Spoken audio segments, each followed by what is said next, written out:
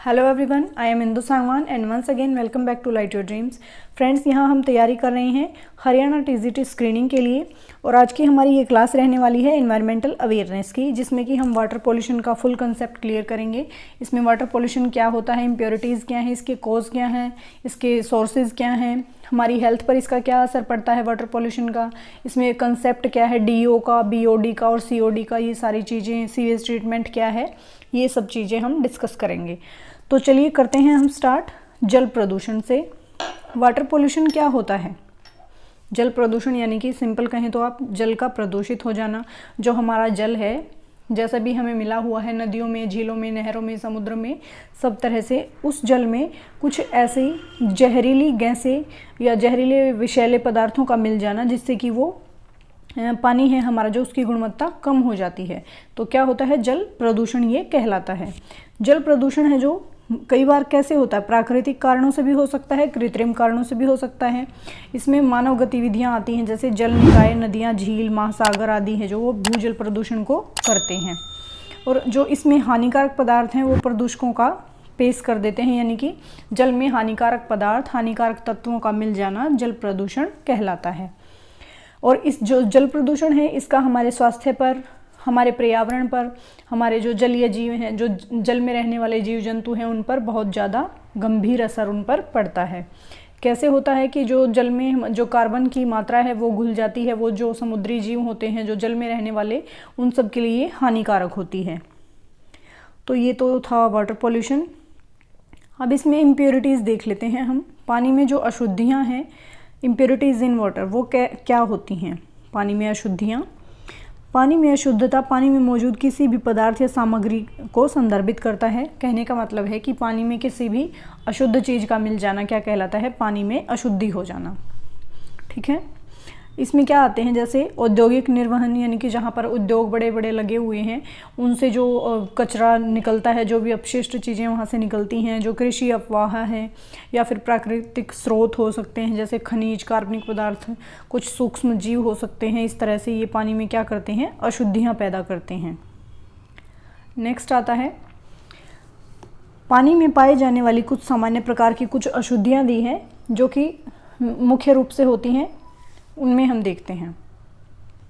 सबसे पहले इसमें आता है जो सस्पेंडेड सॉलिड्स होते हैं, निलंबित ठोस जिनको आप कहते हैं। इनमें क्या आते हैं? जैसे धूल, मिट्टी है, उनके कण होते हैं छोटे छोटे, धूल के, रेत के, मिट्टी के, ऐसे कण जिनको कि आप अपनी इजी नग्न आँखों से देख सकते हैं। तो इस तरह के जो किस में आते हैं? ये सस्पेंडेड सॉलिड्स में इनको कहा जाता है, निलंबित ठोस में।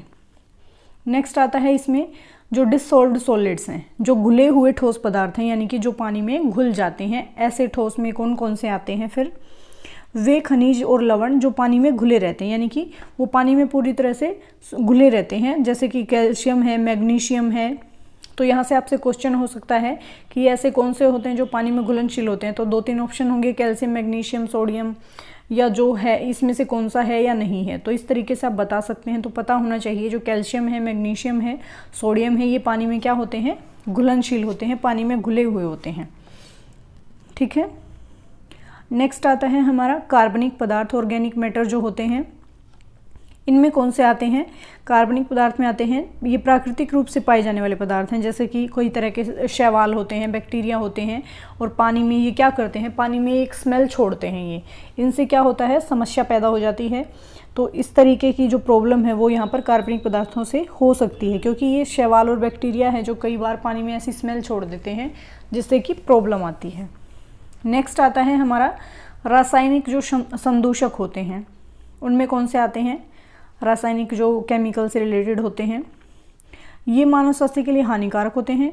जैसे कि जो कीटनाशक हैं, आपने देखा होगा खेतों में जो दवाइयाँ, कई बार कीटनाशक का छिड़काव किया जाता है, और जैसे भारी धातुएं होती हैं, हैवी मेटल्स, उनसे भी क्या होता है? कई बार जल प्रदूषित होता है। नेक्स्ट आता है हमारा रोगजनक, यानी कि रोगों को पैदा करने वाले ये हो सकते हैं। ये रोग पैदा करने वाले सूक्ष्म जीव होते हैं, जैसे बैक्टीरिया, वायरस, परजीवी इत्यादि, जो कि पानी में रहते हैं और पानी को प्रदूषित कर देते हैं। फिर हम उसी पानी को यूज़ करते हैं तो वो हमारे लिए हार्मफुल रहता है। नेक्स्ट आते हैं सुरक्षित पेयजल, सुनिश्चित करने और जलीय पारिस्थितिकी तंत्र की रक्षा के लिए पानी से अशुद्धियों को दूर करना चाहिए, बिल्कुल करना चाहिए।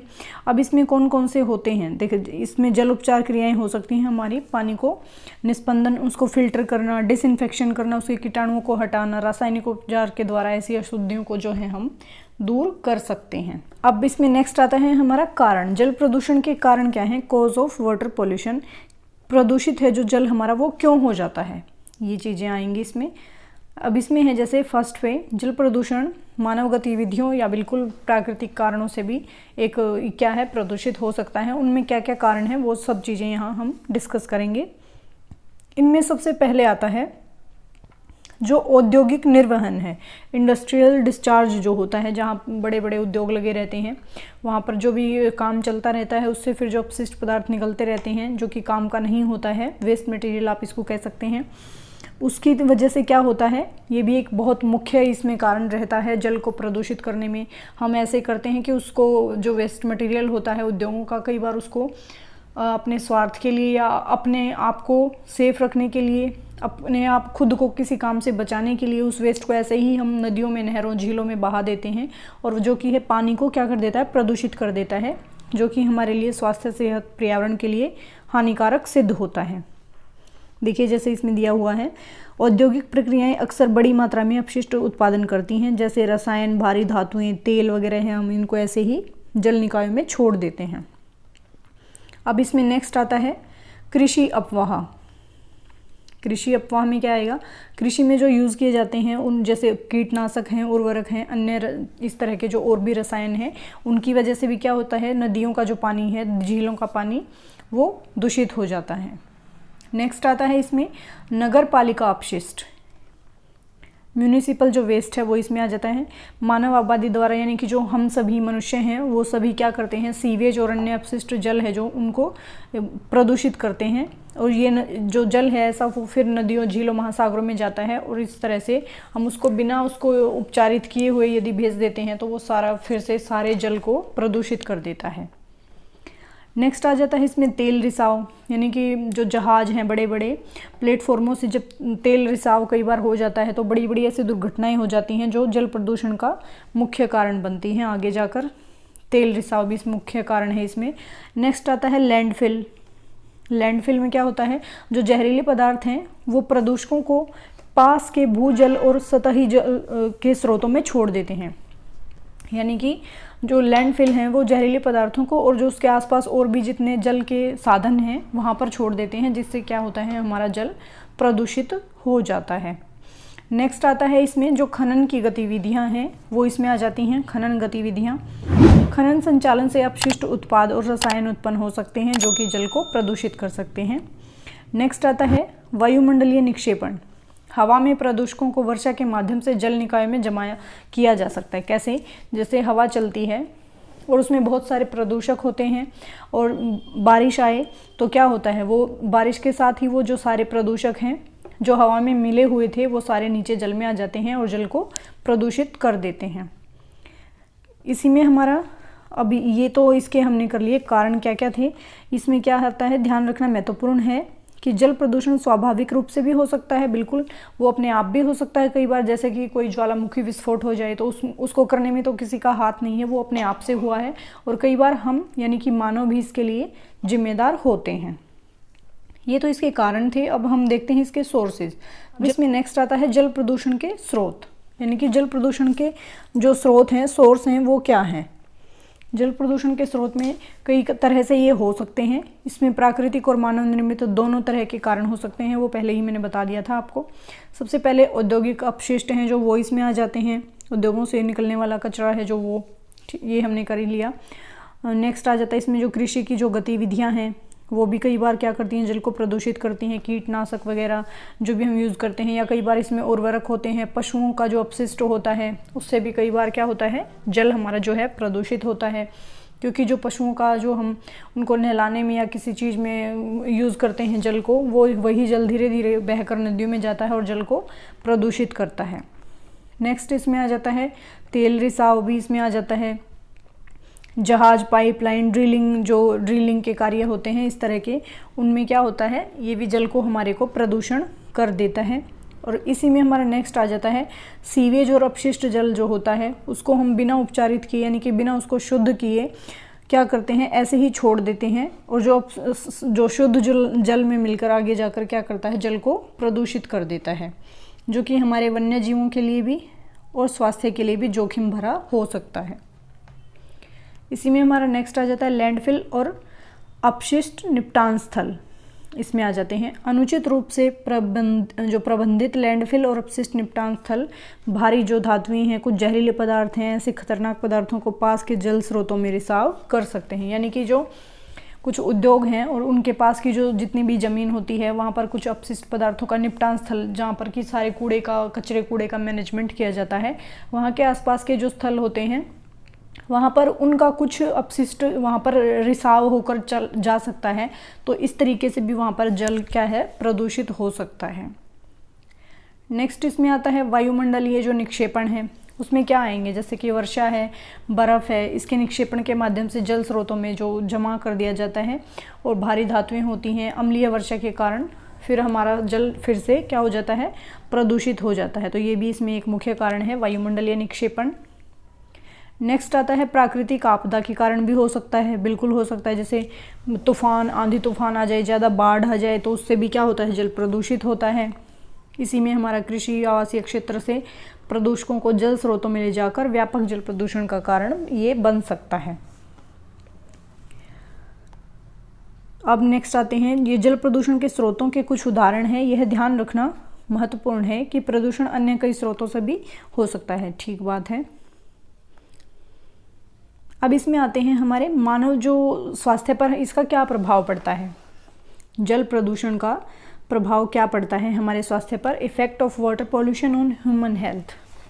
इसमें सबसे पहले आता है संक्रामक रोग, यानी कि इस जल प्रदूषण से मानव स्वास्थ्य पर कई गंभीर बीमारियां हो सकती हैं, इसका नकारात्मक प्रभाव पड़ता है, जिनमें सबसे पहले आता है संक्रामक रोग हो जाते हैं। जल प्रदूषण से क्या ऐसा, जैसे कि आपको स्टार्टिंग से ही आप पढ़ते आ रहे हैं, खराब जल की वजह से जो पीने का जल अच्छा नहीं है तो हैजा हो जाता है, पैचिस हो जाता है, पैचिस जो आप इनको क्या कहते हैं, लूज मोशन कहते हैं, वो हो जाते हैं, टाइफाइड बुखार हो जाता है। ये सारे रोग कैसे हैं, जो कि प्रदूषित जल की वजह से हमें हो सकते हैं। नेक्स्ट इसमें कैंसर आता है। जल प्रदूषण में पाए जाने वाले कुछ रसायन होते हैं जो, जैसे आर्सेनिक और बेंजीन, ये आपको पता होना चाहिए पॉइंट कौन से हैं। आर्सेनिक और बेंजीन के संपर्क में आने से कैंसर होने का खतरा जो है बढ़ जाता है। जल प्रदूषण में कौन से पाए जाते हैं, आर्सेनिक और बेंजीन, ये दोनों नाम आपको ध्यान रखने हैं यहाँ से। नेक्स्ट आता है इसमें प्रजनन संबंधी समस्या, यानी कि जो पीने का जल है उसके प्रदूषित होने से पुरुषों महिलाओं में कई बार प्रजनन से रिलेटेड भी जो है समस्याएं यहाँ पर पैदा हो सकती हैं, क्योंकि जो प्रदूषित जल होता है उसमें कई बार सीसा, पारा और जो ऐसे कीटनाशक हैं वो मिले होते हैं, जो कि पानी से संबंधित समस्याओं को हमारे अंदर पैदा कर सकते हैं, जिससे हमारी जो प्रजनन क्षमता है वो प्रभावित होती है। नेक्स्ट आता है तंत्रिका संबंधी विकार, नर्वस सिस्टम से रिलेटेड जो विकार है वो भी यहाँ पर हो सकते हैं। पानी में पाए जाने वाले कुछ प्रदूषक जैसे सीसा, पारा के संपर्क में आने से क्या होता है, हमें नर्वस सिस्टम से रिलेटेड भी कई बार समस्या हो सकती है। इसमें नेक्स्ट आता है हमारे सांस से संबंधित बीमारियाँ यहाँ हो सकती हैं, श्वसन संबंधी समस्याएं हो सकती हैं, और क्या आता है इसमें त्वचा से, स्किन से रिलेटेड प्रॉब्लम हमें हो सकती हैं, त्वचा की समस्याएं। यही बात है कि प्रदूषित पानी है उसमें पाए जाने वाले कुछ रसायन के संपर्क में आने से हमें स्किन से संबंधित बीमारियां कई बार हो जाती हैं। अब आप कुल मिलाकर कह सकते हैं कि जो प्रदूषित जल है वो हमारे स्वास्थ्य पर, पर्यावरण पर बुरा असर डालता है। अब इसमें हमारा नेक्स्ट आ जाता है घुलित ऑक्सीजन की अवधारणा, कंसेप्ट ऑफ डिसॉल्व्ड ऑक्सीजन, ये पॉइंट आ जाता है इसमें, इम्पोर्टेंट है। घुलित ऑक्सीजन, घुलित ऑक्सीजन से मतलब है कि ऐसी ऑक्सीजन जो पानी में आसानी से घुल जाती है, पानी में जो घुली रहती है। ऑक्सीजन या अन्य तरल पदार्थों में मौजूद ऑक्सीजन की मात्रा को संदर्भित करता है, यानी कि हम इसको कहते हैं कि पानी में ऑक्सीजन का घुल जाना क्या कहलाता है, घुलित ऑक्सीजन। प्रसार की प्रक्रिया के माध्यम से ऑक्सीजन पानी में घुल सकता है, जो कब होता है जब ऑक्सीजन के गुण हैं जो वो हाई सैलिनिटी से भरे होते हैं और जो कम लो सैलिनिटी वाले क्षेत्र में चले जाते हैं, तो क्या होता है, ये उसमें घुल जाते हैं। फिर इसी में हमारा नेक्स्ट है पानी में घुलित ऑक्सीजन की मात्रा जलीय जीवन के लिए महत्वपूर्ण है, क्योंकि मछली और जो जलीय जीव जंतु होते हैं ऐसे, उनके लिए सांस लेने के लिए ऑक्सीजन की आवश्यकता है, क्योंकि जल में जो रहते हैं वो ऑक्सीजन से सांस लेते हैं, और जो घुलित ऑक्सीजन की मात्रा है वो जलीय जीवन के लिए इम्पोर्टेंट है। इसमें फिर हमारा नेक्स्ट आता है, घुलित ऑक्सीजन का जो निम्न स्तर है वो जलीय जीवन के लिए हानिकारक हो सकता है। यानी कि जो जल में घुली हुई ऑक्सीजन है वो जलीय जीव हैं जो उनके लिए कम नहीं होनी चाहिए, अच्छी मात्रा में होगी तभी वो आराम से सांस ले पाएंगे और जीवित रह पाएंगे। तो इसलिए कहा है कि घुलित ऑक्सीजन का जो निम्न स्तर, यानी कि वो स्तर कम नहीं होना चाहिए, ज़्यादा होना चाहिए। अगर कम है तो वो जलीय जीवन के लिए हानिकारक सिद्ध हो सकता है। और हाइपोक्सिया नाम के रूप में इसको जाना जाता है। किसको जाना जाता है? जो घुलित ऑक्सीजन का स्तर यदि कम है जलीय जीवन के लिए तो उसको हम क्या कहते हैं? हाइपोक्सिया। ये इंपॉर्टेंट पॉइंट है, ध्यान रखें इसको। हाइपोक्सिया, घुलित ऑक्सीजन का कम स्तर होना हाइपोक्सिया कहलाता है। अब इसमें नेक्स्ट आता है biochemical oxygen demand. Concept of biochemical oxygen demand. इसमें क्या होता है, पानी में जो जैविक पदार्थ हैं उनके विघटन के दौरान, जैविक पदार्थों के विघटन के दौरान जो सूक्ष्म जीव रहते हैं उनकी खपत ऑक्सीजन की मात्रा एक उपाय है। यानी कि जो सूक्ष्म जीव हैं जो पानी में रहते हैं उनके द्वारा ऑक्सीजन की खपत क्या है। दूसरे शब्दों में आप इसको कह सकते हैं बीओडी, बैक्टीरिया और अन्य सूक्ष्म जीवों द्वारा पानी में जैविक सामग्री को विघटित करने के लिए ऑक्सीजन की मात्रा का विशिष्ट समय, और ये मुख्य तौर पर कितना होता है? 5 दिन का ये समय उपाय होता है। नेक्स्ट आता है इसमें हमारा बीओडी का जो उपयोग है वो हम क्या करते हैं, नदियों और जो झील नहर हैं उनमें जैविक प्रदूषण के स्तर को संकेतक के रूप में करने के लिए इसका हम यूज़ करते हैं। जैसे पानी में कार्बन की पदार्थ की मात्रा कितनी है, जितनी ज़्यादा कार्बन की मात्रा अधिक होगी उतना ही हमारे जो जीवन के लिए, जलीय जो जीवन है उस पर इसका बुरा असर पड़ेगा, नकारात्मक प्रभाव पड़ेगा। ये रहा, कार्बनिक पदार्थ की मात्रा उतनी ही अधिक होगी और जलीय जीवन पर नकारात्मक इसका इफेक्ट देखने को हमें मिलेगा। नेक्स्ट आता है इसमें बीओडी को आमतौर पर एक निर्दिष्ट तापमान, यानी कि उसमें बीओडी में टेम्परेचर कितना होना चाहिए? 20 डिग्री सेल्सियस। ये आपको पॉइंट यहाँ से ध्यान रखना है, होना चाहिए, जो कि सूक्ष्म जीवों द्वारा खपत ऑक्सीजन की मात्रा को मापकर इसको यहाँ पर किया जाता है। नेक्स्ट आता है इसमें बीओडी का उच्च स्तर, यानी कि यदि हाई लेवल है उसका, तो विभिन्न प्रकार के स्रोतों के कारण हो सकता है, जिसमें अनुपचारित यानी कि बिना उपचार किया हुआ सीवेज, जो हमारा मल होता है, जलमल, उसको हम ऐसे ही यदि अपवाह कर देते हैं, और कृषि अपवाह है, और उद्योगों से निकलने वाला जो कचरा है, वो सब चीज़ें यहाँ पर इसमें आ जाती हैं। अब नेक्स्ट आता है इसमें सीओडी। सीओडी क्या है? Chemical oxygen demand. इसकी फुल फॉर्म भी आपसे पूछ सकते हैं, आपको ध्यान रखना है। ये क्या होता है? पानी है जो उसमें कार्बनिक यौगिकों का मिलना, इसको कहते हैं हम, और यह पानी में जैविक प्रदूषण के स्तर को निर्धारित करता है। इसमें पर्यावरण इंजीनियरिंग और जल गुणवत्ता विश्लेषण में व्यापक यानी कि बड़े पैमाने पर इसका हम यूज़ यहाँ पर करते हैं।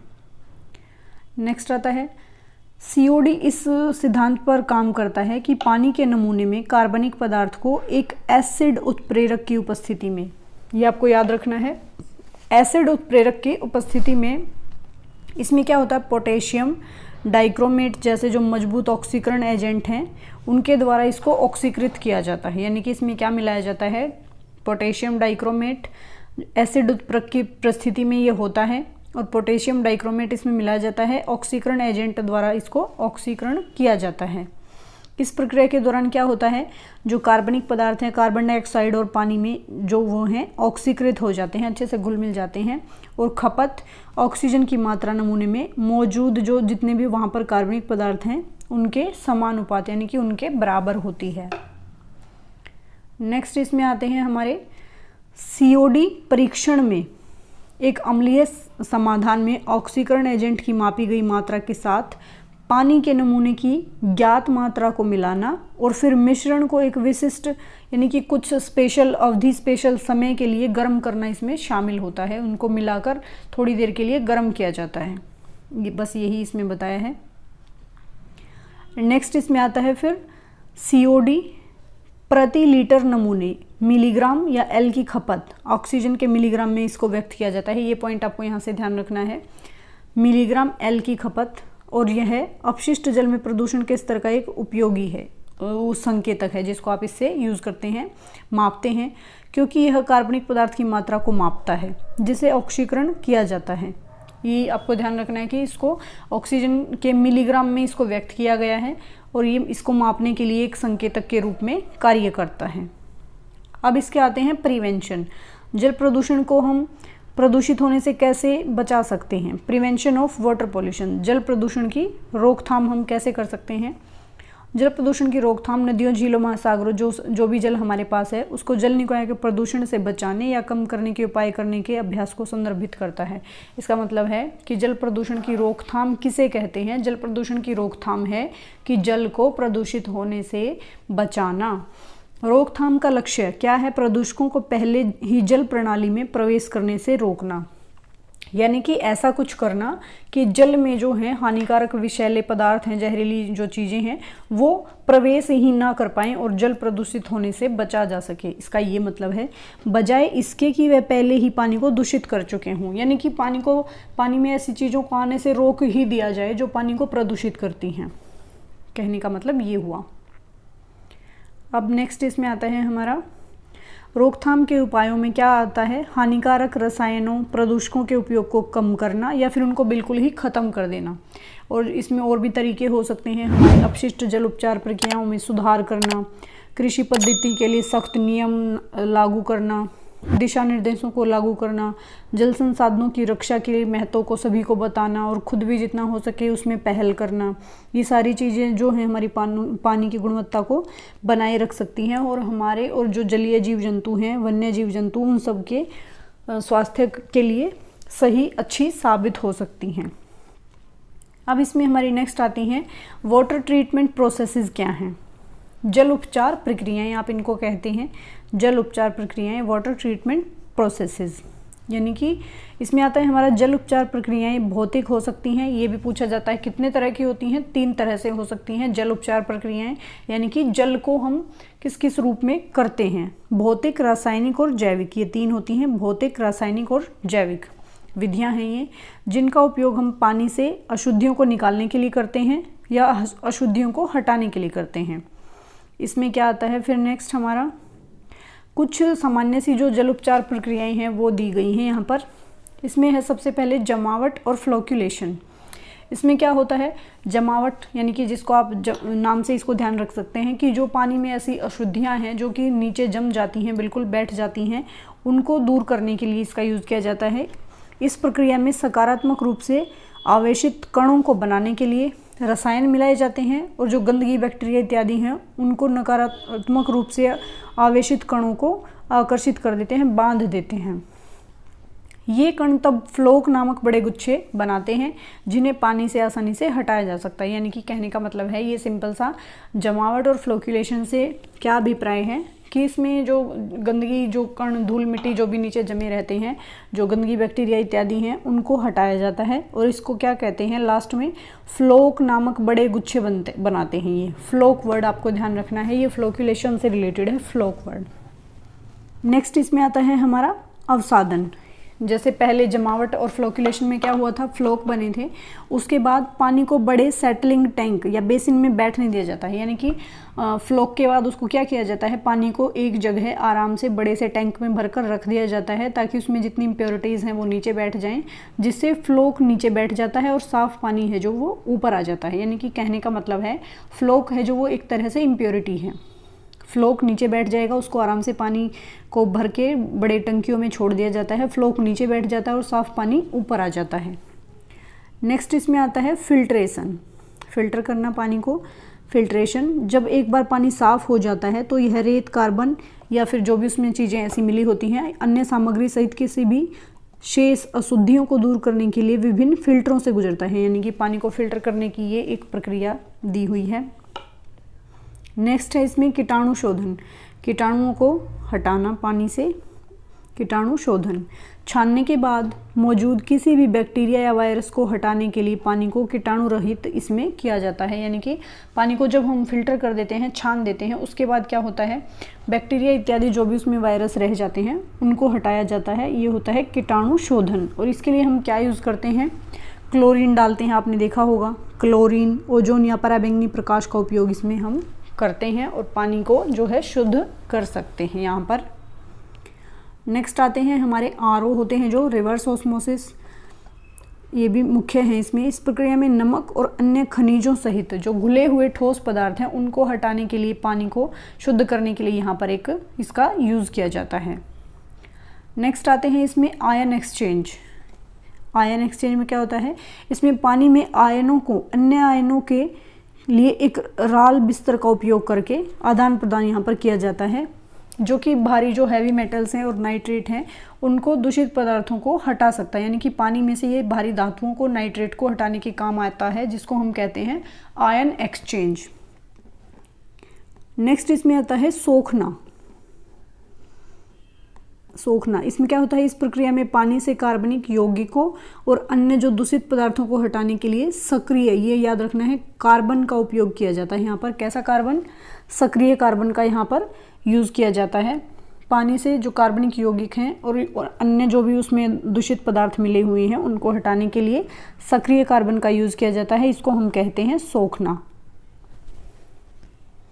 फिर इसमें नेक्स्ट आते हैं हमारे जो ये चीज़ें थी सारी हमने जो की, ये उपलब्ध जो जल उपचार प्रक्रियाएं हैं इनमें से कुछ हैं और उपयोग की जाने वाली विशिष्ट विधियां, उपचारित किए जा रहे पानी के प्रकार, गुणवत्ता के साथ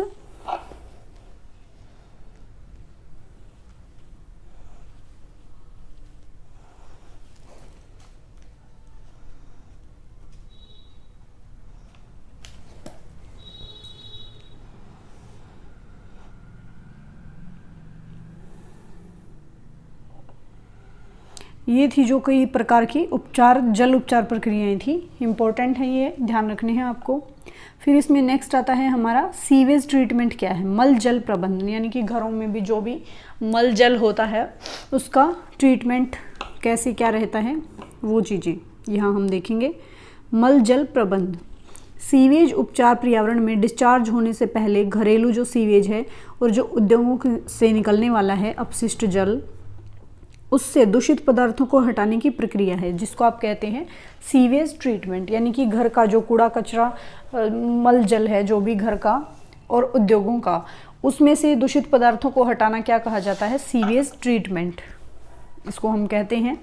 इस प्रक्रिया में आमतौर पर कई तरह के चरण शामिल होते हैं, जिनमें कि सबसे पहले आता है प्रारंभिक चरण, प्रारंभिक उपचार आप इसको कह सकते हैं। इसमें जो बड़ी वस्तुएं हैं जैसे शाखा हैं, पत्थरों की जांच करना, ग्रीट और रेत को हटाना, इस तरह के जो बड़े बड़े से काम होते हैं वो इसमें किए जाते हैं, जो उपकरण और क्लॉग पाइपों को नुकसान पहुंचा सकता है। प्रारंभिक उपचार में क्या होता है, इसमें बड़ी वस्तुएं आती हैं जैसे ग्रीट, रेत, पत्थर की जाँच, इस तरह के चीज़ें यहाँ पर आती हैं कि इन भारी भारी बड़ी बड़ी चीज़ों को यहाँ पर हटाया जाता है। नेक्स्ट आता है प्राथमिक उपचार।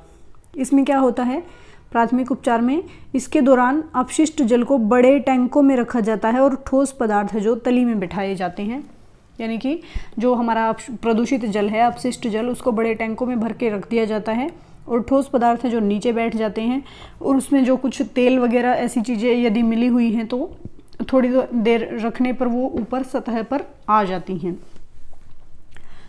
इन ठोस पदार्थों को फिर टैंक से निकाल दिया जाता है और कीचड़ उपचार सुविधा में इसको भेज दिया जाता है। यानी कि जो ठोस पदार्थ वहाँ पर टंकी में नीचे बैठ गए थे उनको निकालकर कीचड़ उपचार सुविधा के लिए भेज दिया जाता है।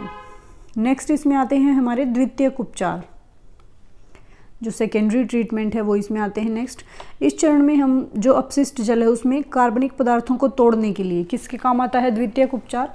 जो कार्बनिक पदार्थ हैं उनको तोड़ने में बैक्टीरिया और अन्य सूक्ष्म जीव, यानी कि बैक्टीरिया हो या फिर और भी कई तरह के सूक्ष्म जीव हो सकते हैं, वो मिले हुए हों तो इसका उपयोग किया जाता है। यह विभिन्न विधियों के माध्यम से प्राप्त किया जा सकता है, जैसे सक्रिय कीचड़ प्रक्रिया या ट्रिकलिंग फिल्टर प्रक्रिया आप इसको कहते हैं। तो पूछ सकते हैं आपसे ट्रिकलिंग फिल्टर प्रक्रिया किस लिए यूज़ होती है, जो कार्बनिक पदार्थ हैं उनको तोड़ने के लिए यूज़ होती है, बैक्टीरिया और सूक्ष्म जीवों को हटाने के लिए। ये आपको ध्यान रखना है। नेक्स्ट है तृतीयक उपचार। तृतीयक उपचार में क्या होता है, यह उपचार प्रक्रिया का लास्ट स्टेज, लास्ट चरण होता है, अंतिम चरण है, जहाँ पानी से किसी भी जो शेष कोई भी अन्य तरह के जो प्रदूषक बच गए हैं, रोगजनक हैं, उनको हटाने के लिए अतिरिक्त उपचार प्रदान यहाँ पर किया जाता है। इसमें क्या क्या चीज़ें आती हैं, जैसे रेत निष्पंदन है, कीटाणु शोधन, उन्नत ऑक्सीकरण, इस तरह की जो प्रक्रियाएं हैं वो यहाँ पर शामिल होती हैं। नेक्स्ट आता है हमारा, एक बार सीवेज का उपचार हो जाने के बाद इसे नदियों, झीलों या महासागरों में सुरक्षित रूप से छोड़ा जा सकता है या सिंचाई या औद्योगिक उद्देश्य के लिए इसे हम यूज़ कर सकते हैं। अब लास्ट इसमें आता है हमारा वाटर क्वालिटी स्टैंडर्ड, जल गुणवत्ता के मानक। ये क्या होते हैं? जल गुणवत्ता मानक एक विशिष्ट स्तर होता है जो नियामक एजेंसियों द्वारा मानव स्वास्थ्य, पर्यावरण की रक्षा के लिए निर्धारित किया जाता है। यानी कि जल को प्रदूषित होने से बचाने के लिए कुछ संस्थाएं हैं जो वो काम करती हैं, कुछ स्टैंडर्ड बनाए जाते हैं, जो जल नियामक एजेंसियां हैं वो यहाँ पर काम करती हैं। इसमें जैसे हमारा WHO है, EPA है, इस तरह की जो एजेंसियां हैं वो यहाँ पर काम करती हैं। और यहाँ आपसे पूछ सकते हैं कि वाटर पोल्यूशन से रिलेटेड एक्ट है जो वो कोई कब आया था? सबसे पहले वो आया था 1974 में। फिर आगे 1988 में इसमें कुछ चेंज हुए थे, कुछ संशोधन हुए थे, बट स्टार्ट हुआ था ये 1974 से। तो ये आपको ये पॉइंट भी यहाँ पर ध्यान रखना है। अब इसमें आते हैं हमारे पानी के इच्छित उपयोग, यानी कि जितना हम यूज़ करना चाहते हैं, स्थान और निगरानी किए जा रहे विशिष्ट संदूषकों यानी कि प्रदूषक हैं जो आधार पर पानी की गुणवत्ता के मानक हैं जो वो भिन्न हो सकते हैं। यानी कि पानी अपने स्थान एरिया के हिसाब से अलग अलग उनके मानक निर्धारित हो सकते हैं। ये यहाँ पर दिया है जो WHO वर्ल्ड हेल्थ ऑर्गेनाइजेशन है और EPA है, जो ये सभी क्या करते हैं, इन्वायरमेंटल प्रोटेक्शन एजेंसी, इसकी फुल फॉर्म भी आपसे पूछ सकते हैं EPA की, ये भी आपको ध्यान रखना है, इन्वायरमेंटल प्रोटेक्शन एजेंसी। ये इसमें संस्थाएं हैं जो काम यहाँ पर करती हैं। पानी की गुणवत्ता मानकों में जिन सामान्य मापदंडों की निगरानी की जाती है उनमें क्या क्या आता है, इसका पानी का क्या देखा जाता है? टेम्परेचर देखा जाता है, घुलित जो ऑक्सीजन है यानी कि पानी में घुली हुई ऑक्सीजन है उसकी मात्रा देखी जाती है, इसका pH लेवल देखा जाता है, बैक्टीरिया, कीटनाशक हैं, जो भारी धातुएं हैं, इन सब चीज़ों को यहाँ पर चेक किया जाता है। अब यदि हम इन सभी उपायों को लागू करें, इन उपायों को लागू करके हम जल प्रदूषण को रोक सकते हैं, यह सुनिश्चित कर सकते हैं कि हमारे जल संसाधन है जो वो आने वाली पीढ़ियों के लिए भी स्वच्छ रहें, सुरक्षित रहें, हमारे आने वाली पीढ़ी भी इनको अच्छे से अपने तरीके, अपने हिसाब से, ज़रूरत के हिसाब से यूज़ कर पाए। तो ये सारी चीज़ें यहाँ पर थी फ्रेंड्स। ये था हमारा वाटर पॉल्यूशन, इससे रिलेटेड सारी बातें हमने डिस्कस की। और अब मिलते हैं हमारी नेक्स्ट क्लास में नए कंटेंट के साथ। तब तक के लिए खुश रहें, पढ़ते रहें, एंड थैंक्स फॉर वॉचिंग।